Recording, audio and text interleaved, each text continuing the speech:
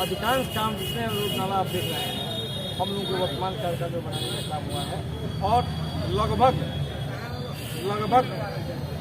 8 करोड़ की लागत से हमने 3 महीना पहले नाला रोड निर्माण का निविदा किया, जो आचार संहिता की वजह से काम नहीं कर पाया। और जहाँ तक जल जमाव की बात है, तो यह आप जानते हैं कि जल जमाव 2 तरह के होते हैं, का स्थायी व्यवस्था है। निश्चित रूप से जब मूसलाधार बारिश होता है तो जो हमारे शहर के जो नाले हैं, जब औसत से ज़्यादा बारिश होगा तो निश्चित रूप से 1 आध घंटे के लिए जल जमाव लगता है, लेकिन बारिश होता है तो जल जमाव अधिकांश जगहों पे नहीं रहता है। 1 आध स्थलों पर जल जमाव है, तो उसके निदान के लिए हम लोगों ने नाला निर्माण का 3 करोड़ का हमने निविदा किया है, जो आचार संहिता वजह से बाधित। जल जमाव को लेकर कुछ लोगों का कहना है कि नगर परिषद नरक परिषद हो जाता है, हमारे कहने का मतलब है कि जब बारिश होगा तो थोड़ा बहुत तो पानी लगता ही है। मैं यह दावा कहाँ करता हूँ कि शहर में कहीं पानी नहीं लगता।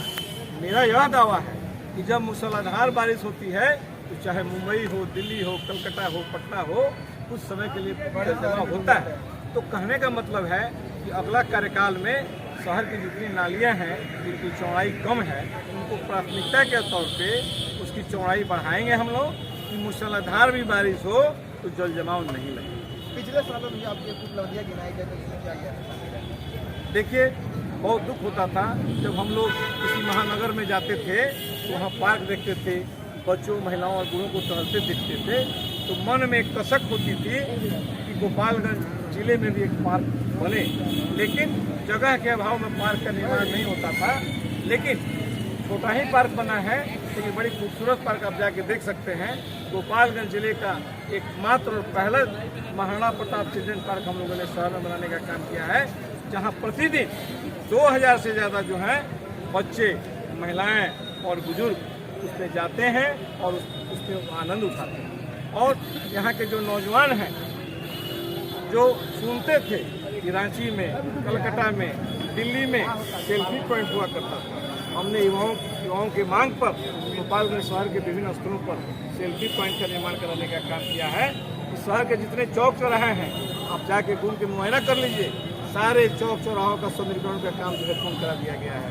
और साथ ही साथ हमने गोपालगंज शहर के आम गरीब जनता की सुविधा के लिए प्रखंड कार्यालय परिसर में हम लोग एक मैरिज हॉल का निर्माण कर रहे हैं, जिसे कम कीमत पर हमारे शहर के जो गरीब लोग हैं, मध्यम वर्ग के लोग हैं, जो हमारे शहर में जो मैरिज हॉल हैं काफ़ी महंगे हैं, उसको वे लोग नहीं प्रयोग कर पाते हैं। वैसे गरीब परिवारों के लिए कम कीमत पर उनकी बच्चियों की शादी ब्याह के लिए कम कीमत पर नगर परिषद मैरिज हॉल उपलब्ध कराएगा। उसका निर्माण अंतिम चरण में है, आप जाके देख सकते हैं। जीत हासिल के बाद अगला मुद्दा क्या होगा, किस प्रकार का विकास होगा?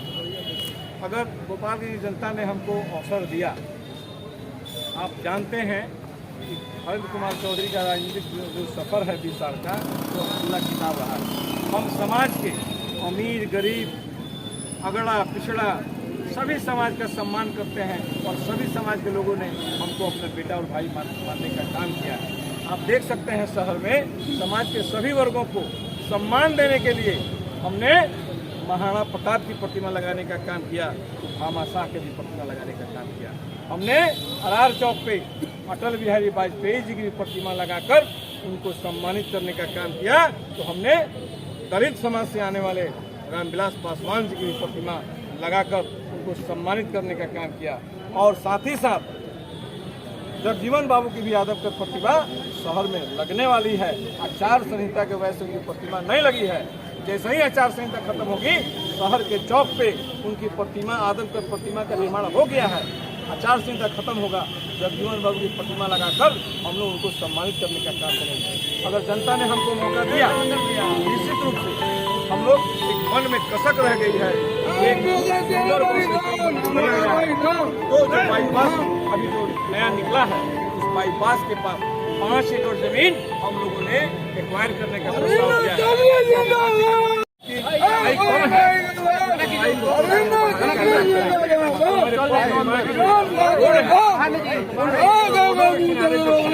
बच्चे रह गए हैं बैंक पे हम लोग आता है उसको लगाकर शहर के काम करेंगे।